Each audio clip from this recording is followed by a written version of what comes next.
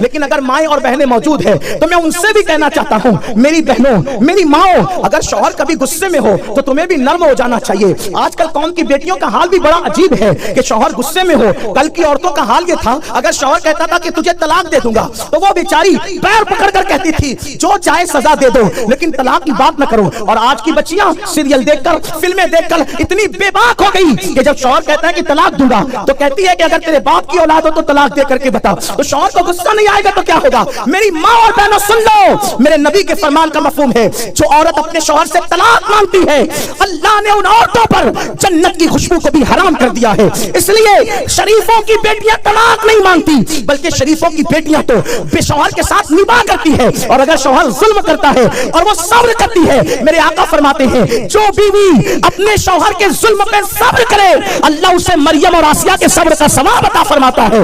کتنی معزز ہے وہ خاتون کتنی